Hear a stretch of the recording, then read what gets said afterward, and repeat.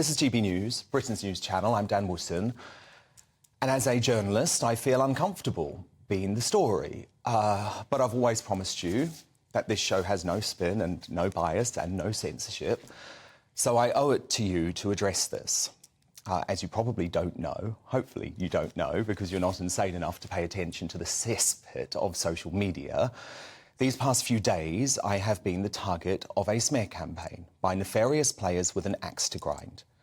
Notably by an ex-partner who I was, and this is something I've never spoken about and is very difficult to talk about publicly, but who I was previously abused by, and who has been on a campaign to destroy my life. In the past, he has written to me confessing to being a, quote, psychopath, and I saw this firsthand when he threatened in writing to, quote, slit my throat, many years after we had broken up. I have been forced to report his behaviour and threats to police. They are now investigating. He has created an untrue story about me and appears to have been working with an organisation who are intent on closing down this channel, whose reporters include a convicted phone hacker. The Guardian has also reported it tonight. What a surprise.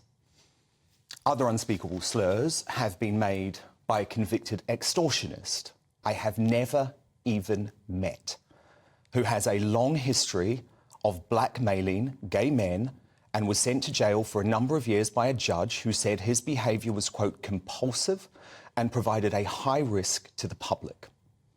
I, like all fallible human beings, have made errors of judgment in the past, but the criminal allegations being made against me are simply untrue. I would like nothing more than to address those spurious claims. I could actually spend the next 2 hours doing so, but on the advice of my lawyers, I cannot comment further.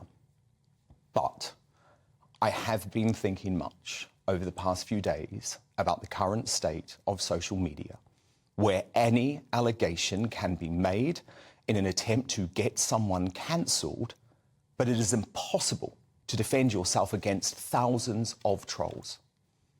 That said, I am coming on air tonight with a lot of humility too. I think being in the middle of this witch hunt has made me think a lot about the sort of journalist and broadcaster I aspire to be.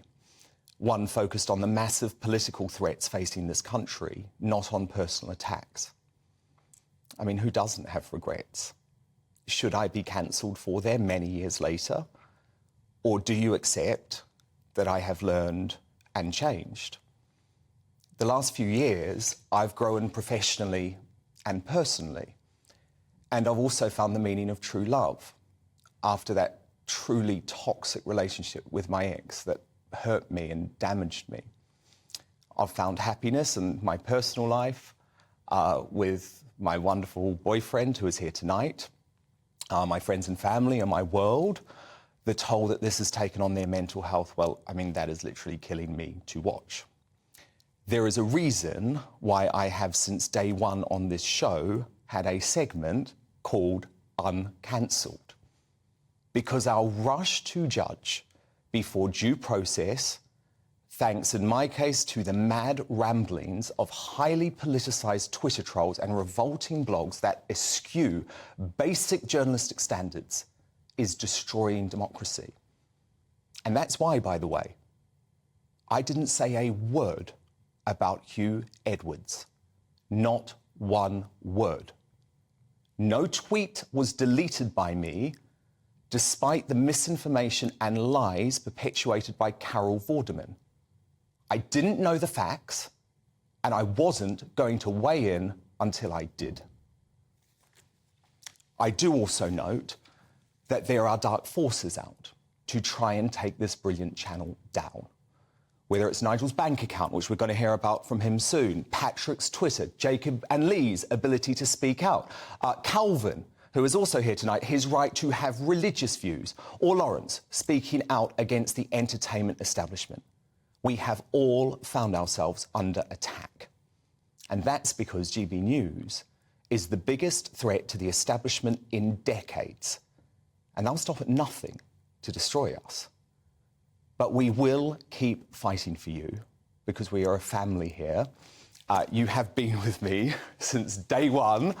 on what has been a life-changing experience for me, and we have each other's back. The way you have understood what's been happening these past few days, and I've seen it, I've seen your messages, I've seen what you've had to say, and that has meant the world to me.